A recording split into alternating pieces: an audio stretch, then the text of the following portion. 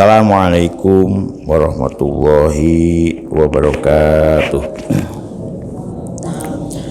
Ila ridho ilahi ta'ala barakati suratil fatihah. A'udzubillahi minasyaitonirrajim. Bismillahirrahmanirrahim. Alhamdulillahirabbil alamin. Arrahmanirrahim. Maliki yaumiddin. Iyyaka na'budu wa iyyaka nasta'in. Ihdinas siratal mustaqim. Siratal ladzina an'amta 'alaihim ghairil maghdubi 'alaihim waladdallin. Bismillah, alhamdulillah, la haula wala quwwata illa billah, asyhadu alla ilaha illallah wahdahu la syarikalah wa asyhadu anna sayyidana Muhammadan abduhu wa rasuluhu la nabiyya ba'dah. Alhamdulillah, para ibu, para bapak, kita bersyukur kepada Gusti Allah ya, pada pagi hari ini kita masih dikersake purun belajar istiqomah. Kemarin kita sudah sampai surat An-Nisa ayat 6. Kita teruskan malih sekarang surat An-Nisa ayat 7, ayat 8 dan ayat 9, syukur sampai ayat 10. Karena pendek-pendek. Auzubillahi minasyaitonirrajim. Bismillahirrahmanirrahim. Wa nazala raddan lima kana alaihil jahiliyatu min adami taurisin nisa'i wasyghari. Ayat yang akan kita pelajari ini terkait dengan ayat yang diturunkan. Ketika zaman jahiliyah itu ada tradisi yang tidak memberikan hak waris kepada orang perempuan dan kepada anak-anak kecil. Jadi kenapa dari awal kita sudah berbicara masalah pemeliharaan anak yatim ya, di atas itu kan. Kemudian perlakuan terhadap orang perempuan ketika kita ingin memperistri mereka, pangkihu ma tobalakum miman. Jadi ada ininya, ada tradisi yang memang waktu zaman jahiliyah sebelum ajaran Islam diturunkan, memang ada praktek-praktek yang kurang adil, ada praktek-praktek yang jahiliyah. Ya, sekalipun sekarang juga banyak juga akhirnya ya. Lil rijali ikut tetep ke dia wong lanang ay al auladi wal akribai, tegese ke dia wong lanang-lanang, baik wong lanang itu masih anak-anak ya, wal akribai maupun saudara-saudara dekat, korobat, ulil kurba wal yatama. Jadi saudara itu ya saudara kandung, ya saudara seayah, saudara seibu, paman, ponaan, kakek, nenek, mindoan, ya mindoan. Nah, ada lagi misanan, setelah misanan baru mindoan ge. Iku lirijali tetep kedua wong lanang ya, baik anak perempuan anak laki-laki maupun saudara-saudara dekat. Nasibum mimma tarokal walidani. Nasibun ay haddun, tegese utawi bagian warisan. Mimma saking barang nopo mawon taroka kang wis ninggal sinten alwalidani wong tua lorone, wong tua, orang tua dua itu loro nggih, luru orang tua dua. Jadi walidun itu orang tua, waladun itu anak. Taroka kang wis ninggal liaken sinten alwalidani kedua orang tuanya, wal robuna dan saudara-saudara dekatnya. Ketika mereka itu apa? Al mutawaffauna, tatkala kedua orang tua meninggal dunia atau saudara dekat meninggal. Jadi warisan itu, maka dalam Islam itu ada untuk ke atas ke bawah. Ke atas tuh anak, cucu, ke atas ibu, ayah, kakek, itu masih ada. Ke samping akrobun, paman, saudara kandung. Ada namanya dawil kurba, ahli waris kan dibedakan jadi 3. Satu, orang-orang yang mendapat bagian secara pasti. Yang kedua, dawil arham, saudara-saudara yang masih ada hubungannya. Nah itu berapa-berapanya ndak oleh Gusti Allah di ini, setengah, 1/4, 1/8, 1/3, 1/6, itu bilangan perwarisan itu. Walin nisa'i, dan begitu juga iku kedua tiang-tiang wedok. Tiang wedok itu ya perempuan nggih. Nasibum mimma tarokal walidani wal aqrabuna mimma qalla minhu au kasur. Iku walina lin nisailan iku tetep kedua tiang-tiang wedok, orang-orang perempuan, nasibun utawi bagian mimma saking barang taroka kang wis ninggal sinten al walidani, kedua orang tuanya, wal akrobuna atau saudara dekatnya, famili.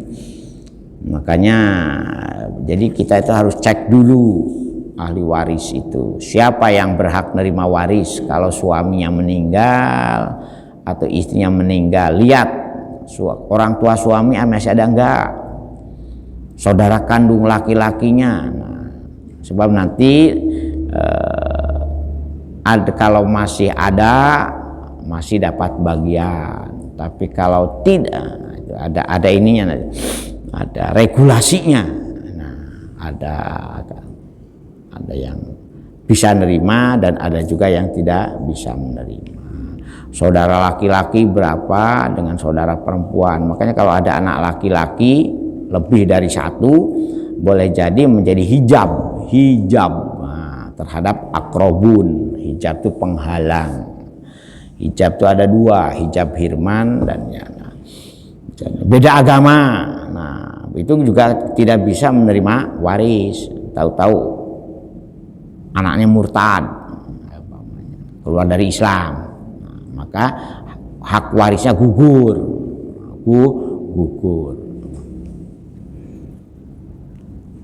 Mimma qalla minhu au kasur, baik harta tinggalannya itu qalla itu sedikit, maupun akeh selama masih bisa dibagi. Yang demikian itu nasibam mafruḍo. Yang demikian itu merupakan Gusti Allah dadosaken sebagai bagian yang ada keukuran takaran pastinya. Nasibam mafruḍo ing bagian kang den pestiake. Jadi ada bagian, makan dawil furud.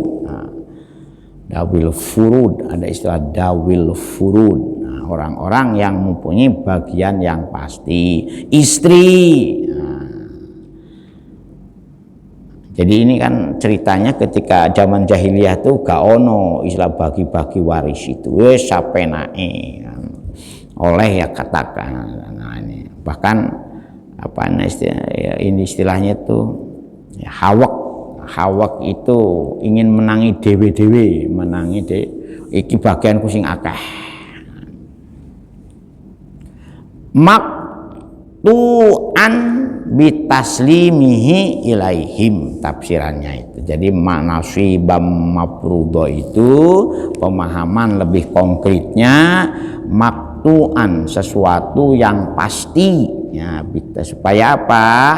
Supaya ketika mereka itu mendapatkan bagian, kemudian lego mendapat bagiannya itu gak gondo. Nah sekarang mengapa orang laki-laki itu 2 kali, anak laki-laki 2 kali bagian anak perempuan. Nah, kita lihat jangan dianggap ini tidak adil. Nah, karena ada kewajiban-kewajiban lain yang membedakan anak laki-laki dengan anak perempuan. Walaupun sekarang ada teori, nah, yang seperti sudah saya sampaikan kemarin, teori taslih wa tafarruq. Damai itu artinya begini, sebelum meninggal dunia orang tua sudah membagikan secara adil umpamanya lewat notaris supaya nanti kalau mati tidak jadi perkara lagi. Nah, itu jadi skemanya skema hibah. Nah, sehingga ketika meninggal dunianya tinggal ini aja, tinggal rumah yang ditempati untuk untuk istrinya atau anaknya yang terkecil biasanya. Itu. Wa ida hadharul kismata wa ida hadharul tatkala hadir sinten ya si akriba atau orang saudara dekat, atau di sini digambarkan ulil kurba wal yatama wal masakin. Wa ida hadharul tatkala hadir waktu apa? Al kismata, waktu pembagian waris. Siapa yang hadir? Wa idha hadara ulul kurba. Ini fa'ilnya dari hadara itu ulul kurba. Maf'ulnya, objeknya al-kismata. Ulul kurba tegese yang hadir iku sinten? Sopone saudara-saudara dekat. Aidawul qorobati mimman la yarisu. Yaitu saudara-saudara dekat, di mana saudara dekat ini bukan bagian dari ahli waris. Wal yatama lan sing ketika hadoroin al kismata itu sinten malih, wal yatama lan piro-piro anak yatim, wal masakinu lan piro-piro wong miskin. Nah, ketika walaupun menurut sebagian ulama ayat ini ya di mansuh, tetapi kalau menurut pemahaman ulama yang ikhtiyat itu hati-hati, memang kalau kita tuh punya banyak harta, di samping untuk ahli waris yang punya bagian pasti dawul qur, yaitu 1/4, setengah, 1/8 itu istri, ya kan? Istri itu kalau ditinggal suaminya tidak punya anak, maka dia dapat 1/4 bagian ahli warisan dari harta suaminya. Kalau punya anak 1/8. Tetapi mohon maaf bapak-bapak ya, sebelum dibagikan waris itu dalam cara hukum di Indonesia ini biasanya dihitung ininya dulu, gono gininya, yaitu gono gininya. Jadi bukan berarti semua.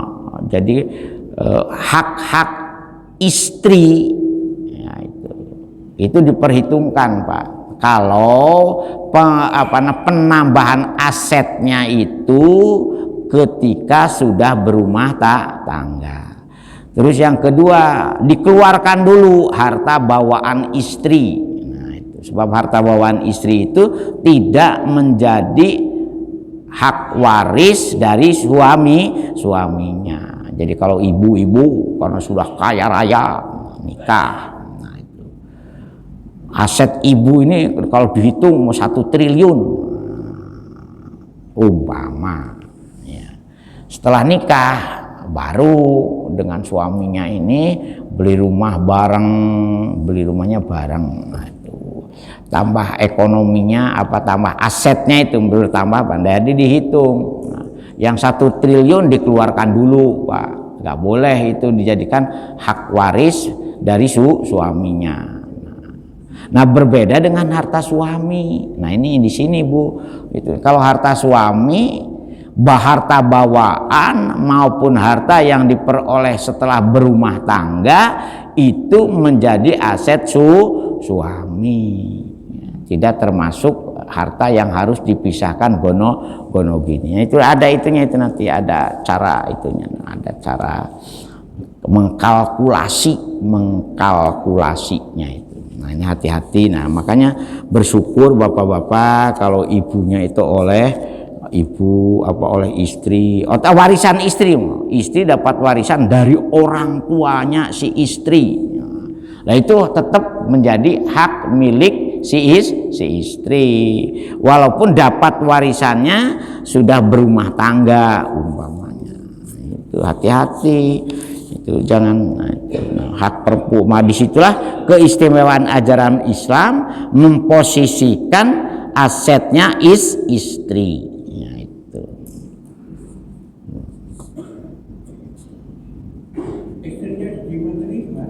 Sama saja, hasil kerja istri juga menjadi hak milik istri, tidak menjadi aset keluarga. Nah berbeda dengan hasil kerja suami itu menjadi harta gonogini. Nah itu kan ya harus diterima Pak, memang. Makanya konsekuensi dari anak laki-laki mendapatkan 2 bagian dari anak perempuan. Jadi adil, ini sudah itunya itu. Perimbangannya itu sudah jelas. Nah, kewajiban nafkah ada pada anak laki-laki kalau sudah beristri itu. Makanya jadi wong lanang itu ya sorok, Bu. Nyambut gawe sikil jadi endas jadi sikil. Ngingoni anak bojo. Jam samene coba jenengan jalan-jalan ke pasar itu. Sudah gowo apa rengkeknya itu kan. Ono gowo timun, ono gowo kangkung, ada itu. Dari Kertosono tiap pagi dodolan kangkung nang Jombang. Sarengkek. Dulu ketika masih punya kelinci, saya dulu ingon kelinci Pak. Kalau punya langganan sing dodol kangkung itu Pak Kertosono. Kertosono Jombang. Sepeda, bukan sepeda motor, sepeda pancal naik gowo rengkek sama no gedene. Nah itu wong lanang dilakoni seperti itu, Bu. Maka dilakoni nyambut damel.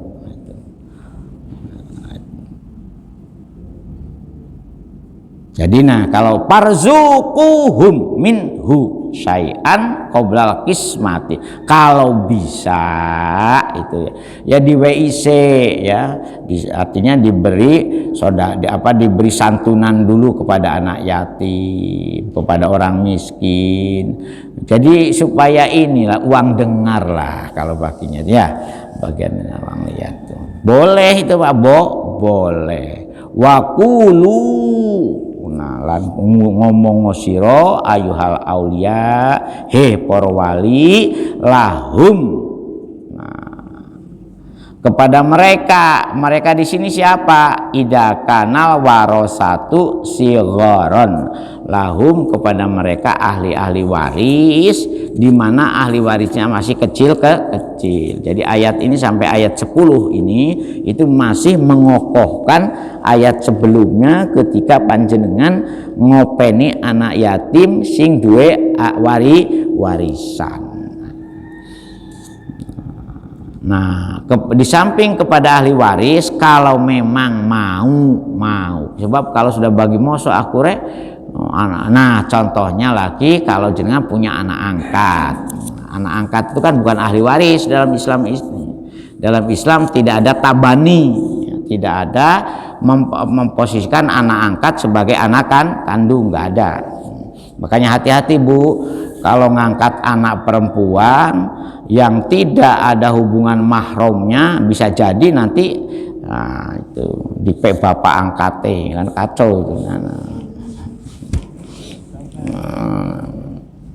Karena kita tidak ada urusan tabani, walaupun di hukum perdata itu bisa dengan adanya putusan. Wakulu dengan kata-kata yang bagaimana? Kaulam ma'rufa, dengan kata-kata yang baik, Pak. Ya, jadi memang kata-kata yang baik lah, kromo inggil lah, bahasa yang lebih kata-kata yang halus, yang bukan kata-kata yang kasar. Dan angel anak sekarang ini untuk noto omongannya, kadang-kadang di tengah-tengah kuliah itu loh, anak-anak sekarang nih ngilokno koncone ana dancuk barang Pak itu. Nah, itu sedang itu. Karena kebiasaan anak itu dancuan bisa diungkapkan itu, lali, astagfirullahaladzim, mohon maaf Pak, lali Pak, katanya, lupa, karena kadung biasa. Pembiasaan toto kromo itu kan sekarang sudah hilang, alias habis. Kita kan ini zaman kita kecil itu kan toto kromo dipelajari, gitu. Cara makan ya dipelajari, cara pegang sendok, cara pegang garpu, cara pegang pisau, itu waktu SD, ingat saya kelas 3 SD, zaman saya biyen tahun 73.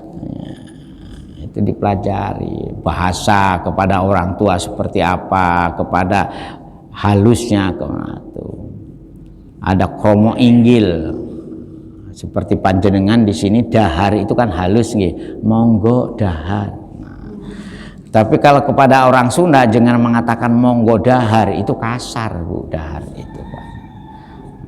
Yang halus itu nedo, tuang. Kalau untuk sendiri nedo. Kalau untuk orang lain tuh tuang, mangga tuang. Nah itu. Nah ya. Mangga gerata ruang heula. Nah itu. Kalau Jawa tuh monggo nedo, bahasa Jawa termasuk halus juga nggih. Nedo.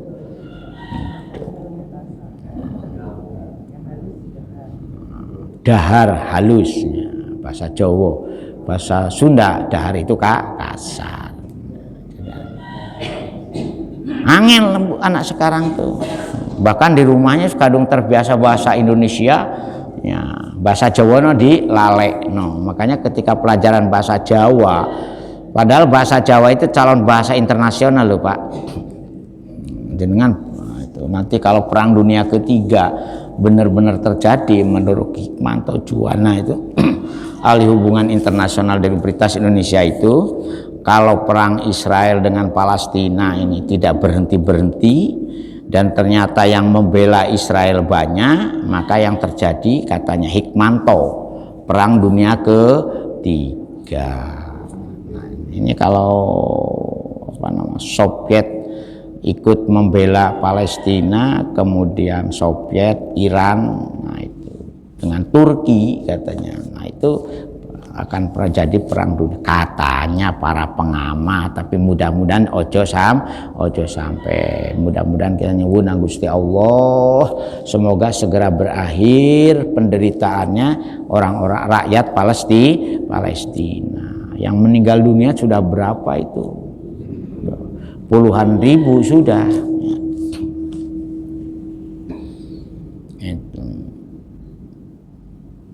Jadi maksudnya kaula ma'rufa di sini jamilan dengan ungkapan-ungkapan singkang ingkang bagus yang sae, yaitu kromo inggil. Biang ta'diru ilaihim annakum la tamlikunahu. Jadi ojo sampai kita ini ngilokno. Memang bahasa perngiloan ini enak ya, enak koyo-koyo lego wis ngilokno iku lego. Ini agak boten angsal, boten alias tidak boleh. Tetapi kalau gak terungkap itu bisa kukulen gitu.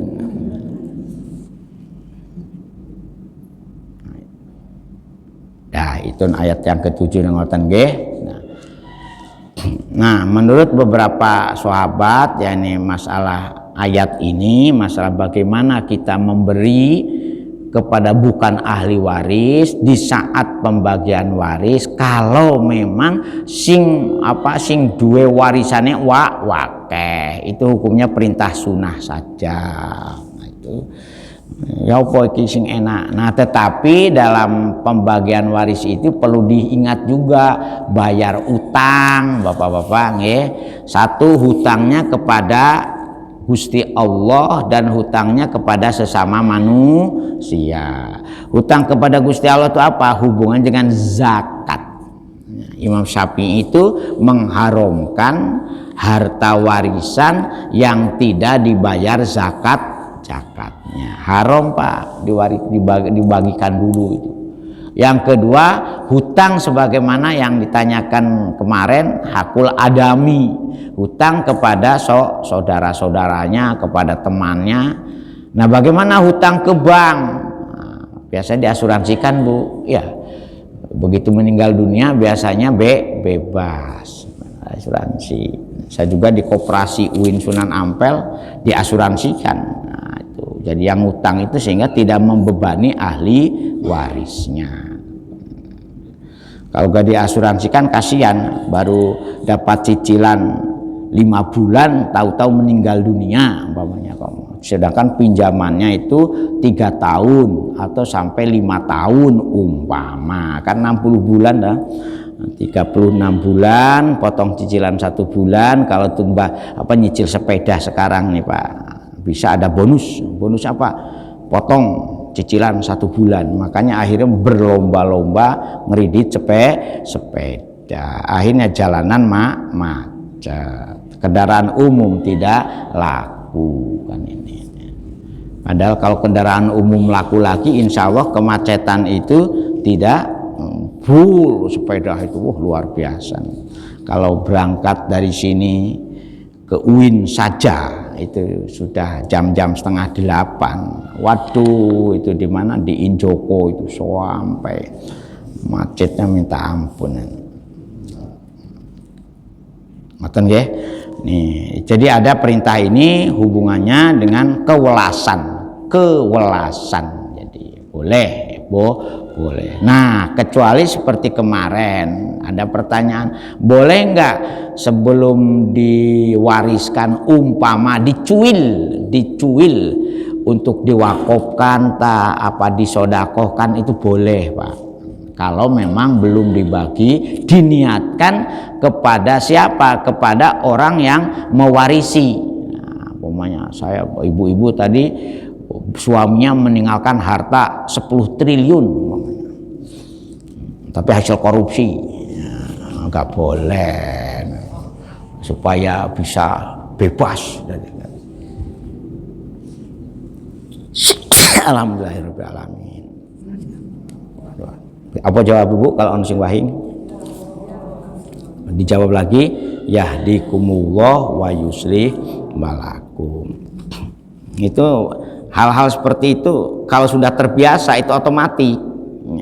Tapi kalau tak biasa,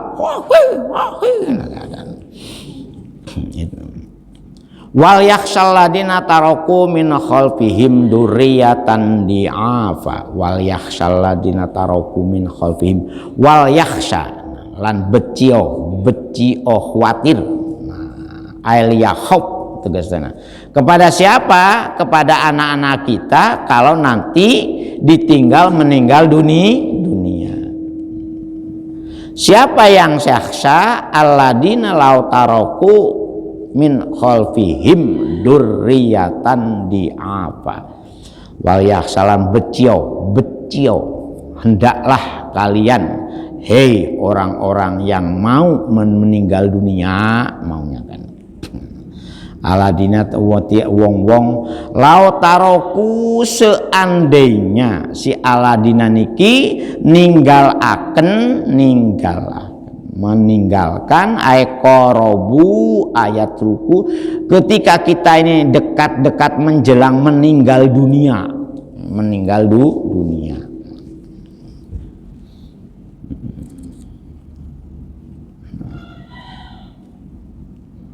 Sebelum meninggal dunia, min khalfihim ay ba'da mautihim, dari min seketika kita ini masih hidup sekarang ini, bapak-bapak, terutamanya bapak-bapak ini seolah-olah, makanya di sini aladina ini fokusnya kepada bapak-bapak. Hendaklah wahai suami-suami ya, ketika panjenengan semua mau meninggal dunia, nah, ingatlah jangan sampai kita ini meninggalkan keturunan atau anak putu yang bagaimana, dzurriatan di'afa, ai auladan sigharon. Tegese meninggalkan ketika anak-anak kita kecil tidak ditinggali warisan, tidak ditinggali untuk hidup masa depannya. Nah, zaman perkabean di awal tahun 70-an dulu, Ciemut Bu KB, keluarga berencana. Nggih. Tapi sekarang ini ada calon presiden atau wakil presiden yang janji kalau hamil katanya mau diberi santunan 6 juta, berarti KB tidak boleh ada kan. Kalau dulu zaman tahun 70-an kenapa kita ini pikir KB? Karena ternyata mulai 45 sampai 69 kita ini tidak bisa membangun ekonomi, kan begitu ceritanya negara kita ini. Baru setelah 69 muncullah istilah pelita, pembangunan 5 tahun. Nah, dari 69 targetnya itu sampai tahun 2000. Nah, 25 tahun kemudian Indonesia akan menjadi negara yang tinggal landas. Ceritanya kan begitu. Maka muncullah istilah pembangunan 5 tahunan. Masih ingat nggak ibu-ibu zaman penataran P4? Nah, jangan. Tapi dia lumayan. Nah, pembangunan pertama yang digalakan itu pertanian, kecukupan bahan pokok dengan dengan mengurangi populasi atau ledakan penduduk. Karena tidak mungkin penduduk banyak akan sejahtera sementara tingkat ekonominya masih belum mapan. Maka muncullah teori KB. Nah, diperdebatkan KB itu kan waktu itu. Apakah Pak KB ini termasuk tahdidun nasl? Ngertos tahdidun nasl nggih?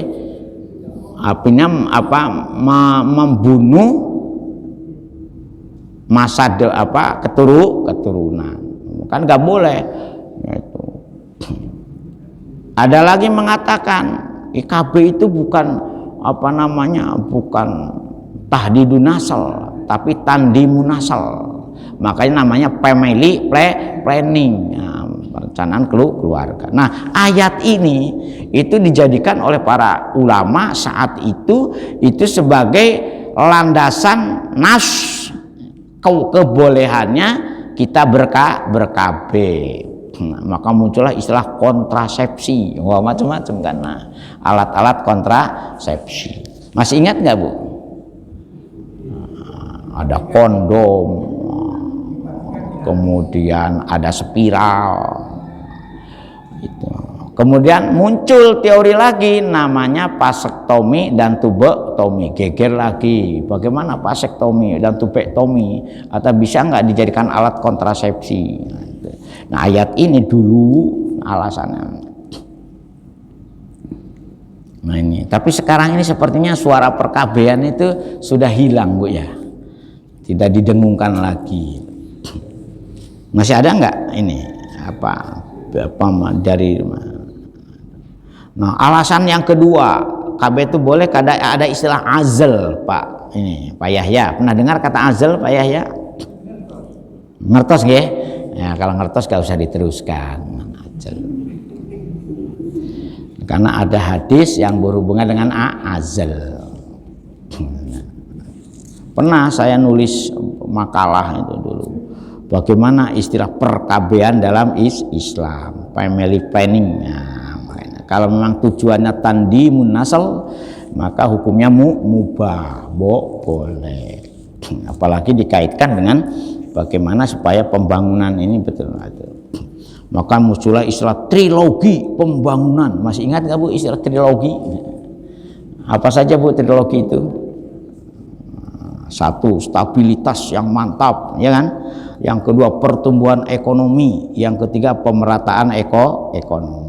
Wah, itu dihafalkan mulai SD sampai menjadi Manggala. Nah, Manggala itu yang bertugas untuk menatar. Nah, zaman biyen, tapi ya lumayan itu. Jadi sistem tata kelola negara dengan prinsip-prinsip yang seperti itu ternyata bagus itunya.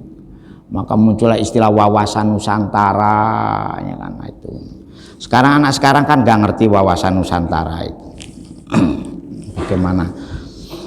Duriatan diafa, keturunan yang lemah. Khafu alaihim, maka kita tetap harus jadi ayat pertamanya wal yakhsha, ini An-Nisa ayat 9 ini kan, wal yakhsha. Ayat berikutnya di akhir ayatnya khafu alaihim, becio kalian wahai ahli-ahli orang tua. Nah, terutama kepada laki-laki nih Pak, karena yang membuat yang mendapatkan tanggung jawab untuk memberi nafkah itu adalah suami. Khofu, maka becio wedi wahai suami itu boleh. Alaihim ing atase durriyatan diafa. Fal yataqullaha wal yaqulu qaulan. Fal yataku, nah hebatnya Gusti Allah nih. Fal yataku, maka becio wedi tetap. Nah itu sebab apa? Anak itu bagi kita ini kan titipan. Kita wajib berikhtiar agar anak kita tercukupi gizinya. Jangan berani membuat anak tetapi tidak dicukupi gizinya, akhirnya stunting kan. Makanya ada lagi calon presiden itu yang kalau nanti saya jadi presiden, ibu-ibu hamil akan diberi makanan tambahan yang bergizi, supaya supaya stunting. Ada lagi itu tadi yang akan memberi ibu hamil 6 juta rupiah supaya bisa membeli susu untuk anaknya yang masih dalam kandungan. Ya kita tunggu saja benar apa enggaknya. Biasanya janji kampanye itu janji manis, janji tinggal janji. Makanya jangan terbuai dengan masalah janji-janji orang berkampanye. Sebab sulit Bu melogikakan orang kampanye itu. Kalau orang ngerti bagaimana cara ngelola DIPA, ya kan, atau RKAKL. Itu RKAKL itu atau DIPA, sebuah instansi negara itu disusun 2 tahun sebelumnya. Ada istilah DIPA. Nah, kemudian dia ngomong sekarang, nanti kalau saya jadi wali kota, jadi gubernur, begitu saya jadi akan melakukan ini omong kosong. Prank. Sebab apa? Kalau baru bisa, kalau memang betul-betul dia ini ahli tentang ngelola manajemen keuangan negara, yang idealnya baru 2 tahun kemudian dia baru bisa berpikir. Jadi sebelum jadi itu 2 tahun sebelumnya, jadi anggaran negara itu sudah dibuat rancangan anggaran belanja negara. DIPA-nya itu 2 tahun sebelumnya. Ya mungkin ada DIPA perubahan, tapi kecil kemungkinan karena apalagi ketika negara duitnya hasil ngutang umpama itu. Makanya harus hati-hati dengan milih orang itu, jangan asal manis kampanyenya tapi belum tentu realitasnya. Yang wajar-wajar sajalah, pilihlah. Hati-hati.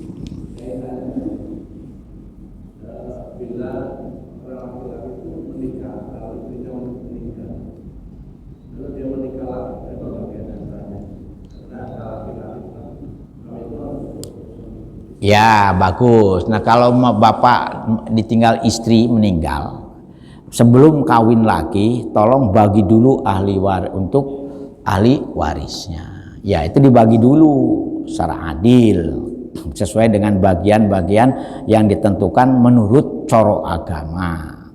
Nah setelah ahli warisnya benar untuk ahli waris untuk anak, mau kawin lagi boleh. Jadi jangan sampai jenengan itu kawin lagi menikmati harta warisan istri, itu gak boleh. Tapi ingat, kalau jenengan ditinggal meninggal oleh istri, maka jenengan memang dapat bagian warisan dari yang jenengan nikmati adalah hak jenengan. Kalau punya anak itu 1/4 orang suami itu. Nggih. Kalau tidak punya anak, istrinya setengah. Itu dari harta istri itu. Nggih. Baru setelah warisannya dibagi secara benar, mau nikah lagi monggo. Nah, tapi saya sarankan bapak-bapak nikah lagi lah. Boleh, mau 2 mau kalau langsung boleh. Nggih. Kenapa harus nikah lagi? Nggih. Nggih. Assalamualaikum warahmatullahi wabarakatuh. Waalaikumsalam. Berkaitan dengan anak angkat atau anak pungut. Tadi bahwa anak angkat atau anak pungut itu tidak berhak mendapatkan warisan sama sekali. Iya. Terus yang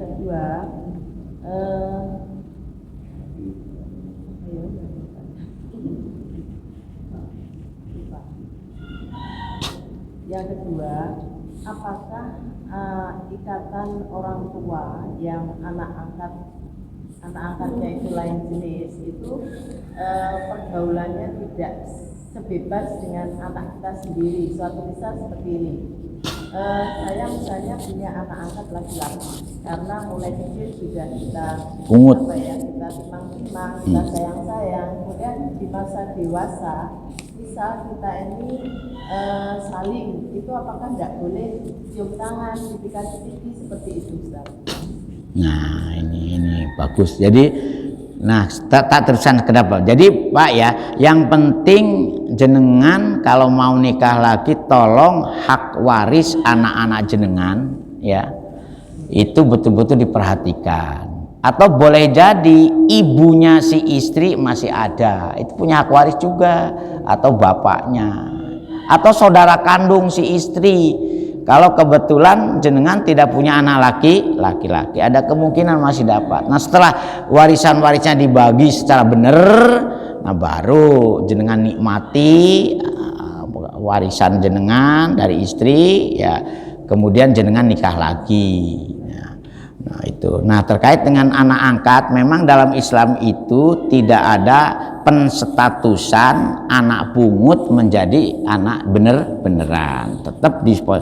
Nah kalau bukan mahramnya ya dan tidak menjadi anak susonan rodoah, maka statusnya tetap ajnabiyun dan ajnabiyah. Ngertos ajnabiyun?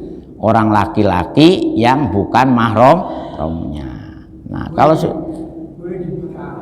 kalau tidak pernah nyusoni, kalau pernah nyusoni itu bisa menjadi anak sosonan. Jadi karena rodoah jadi rodo. Nah, tetapi kalau dari kecilnya mungutnya anak ketemu bayi di rumah sakit, kan banyak sekarang ini. Bahkan di Pasuruan itu ada penampungan bayi-bayi dulu, tapi sekarang nggak ngerti kejadian gimana. Yang tidak dipelihara oleh orang tuanya atau dibuang. Nah, kemudian anak-anak itu bisa diadopsi. Nah, diadopsi. Jadi bahasanya pengangkatan anak dalam bahasa kesehariannya kita dengar namanya adopsi. Bahasa Arabnya tabani. Istilah wong Jawanya anak pungut.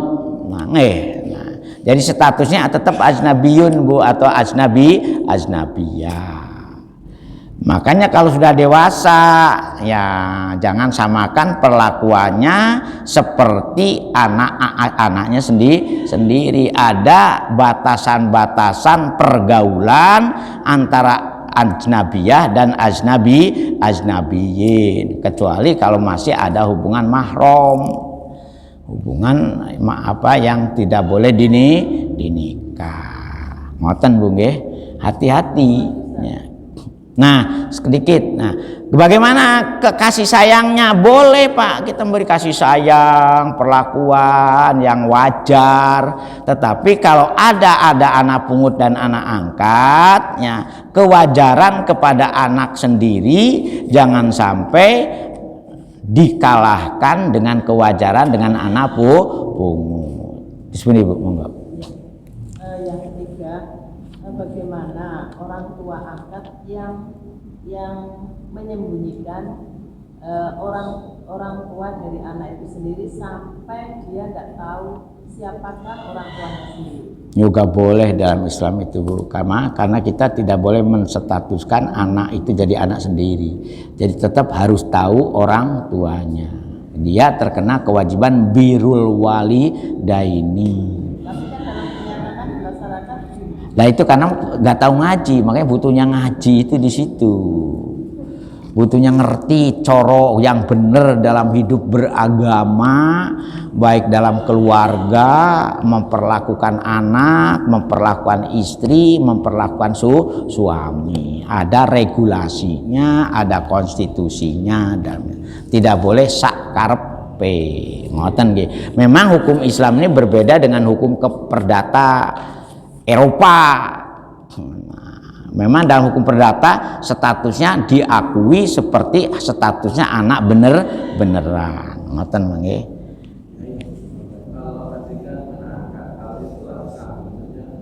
Nah, sekarang anak sambung lain Pak. Anak sambung ini aturannya beda. Baik sambung dari istri maupun sambung dari suami. Kalau sudah menggauli istrinya Pak, itu gak boleh jenengan ngawin anak tiri Pak. Anak tiri. Apa? Boleh Pak kalau. Tapi sudah cerai Pak. Belum terus cerai. Cerai dulu Pak. Jangan sekalian ibu dipek, anak dipek bisa. Nah, itu namanya gak normal.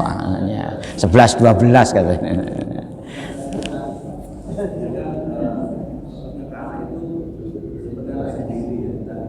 Iya, perlakuan pergaulannya seperti kepada anak sendiri, tetapi hak warisnya tidak ada, Pak.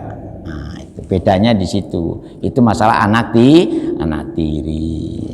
Walaupun ada nyanyiannya Bu ya, anak tiri, ibu tiri, kaulan sadida. Tetap kita wal yakulu kaulan sadida, berkatalah kepada anak-anak yatim ya, kepada anak-anak yang akan kita tinggal itu dengan kaulan sadida, dengan perkataan yang jujur, bukan jujur kacang ijo Pak. Makanya harus jelas dengan anak angkat seperti apa, dengan anak tiri seperti apa, dengan anak kandung seperti apa, perlakuan anak jenengan. Nanti kalau bagaimana kalau punya anak lagi dari istri baru, nah maka mungkin ada saudara seibu, ada saudara seayah, ada akhun li ab dan akhun li ada ukhtun li ab dan ukhtun li itu perlakuannya beda, masalah perwarisannya. Ngoten Pak nggih. Nah, alhamdulillah kita ini punya ajaran yang noto uripe kita ini supaya tidak amburadul. Karena zaman jahiliyah gak diatur kados ngeten. Bagaimana perlakuan kepada orang perempuan, pokoknya seneng anak sopo ae, hubungan semen darahnya seperti apa saja gak ono. Anak dhewe dipangan dhewe ya, gitu. Zaman jahiliyah itu sudah biasa. Ya, daripada dikekno wong liya, soro-soro. Nggih, Bu. Oh, nggih. Waalaikumsalam.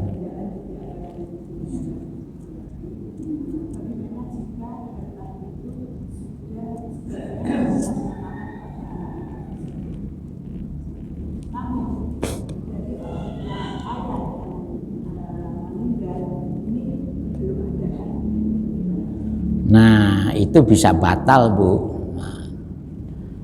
Jadi pemberian kepada anak angkat sementara ahli waris yang dawul furud ini tidak kebagian, maka pemberiannya itu bisa batal. Ya, memang ada yang membolehkan selama tidak melebihi 1/3. Nah, kategorinya seperti itu namanya hukum wasiat. Nah itu ada itunya, bisa batal Bu kalau ada gugatan dari ahli waris yang berhak menerimanya. Dan memang walaupun tidak digugat itu punya haknya ya.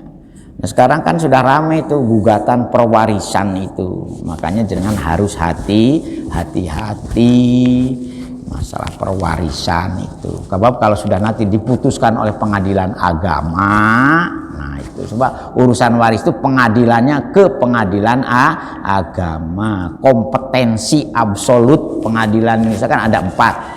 1 peradilan umum, yang kedua peradilan agama, yang ketiga peradilan tata usaha negara, yang keempat peradilan militer. Nah, urusan perwarisan itu sekarang ini sudah harus diselesaikan lewat pengadilan agama. Ngoten Bu nggih? Napa wonten malih? Bapak cekap nggih? Al-Fatihah. A'udzubillahi minasyaitonir rajim. Bismillah. Iyyaka na'budu wa iyyaka nasta'in. Alhamdulillahirabbil alamin hamdan na'imin hamdan syakirin hamdan waqini amalika mazidah ya rabbana lakal hamd kama yanbaghi li jalali wajhika wa ajrika Muhammad salatan tunjina biha jamil ahwali wal afat wa qilana biha jamil hajat wa tutahhiruna biha min jami'is sayyi'at wa tamsawat min jamil khairat qulub sabbit qulubana ala dinik Allahumma ftah qulubana kaputuhil arifin wan nawwir qulubana bihidayatin ahlana wa auladana wa talamidana min ahlil ilmi wa ahlil khair wa la taj'al rabbana dzalamna anfusana wa illam taghfir rabbana atina fid dunya hasanah wa fil akhirati hasanah wa qina azabannar wa qina adzabannar subhana rabbika rabbil izzati amma yasifun wa salamun alal mursalin walhamdulillahi sekurang dan selengkang paham ihdinas siratal mustaqim. Assalamualaikum warahmatullahi wabarakatuh. Astaghfirullah rabbal baraya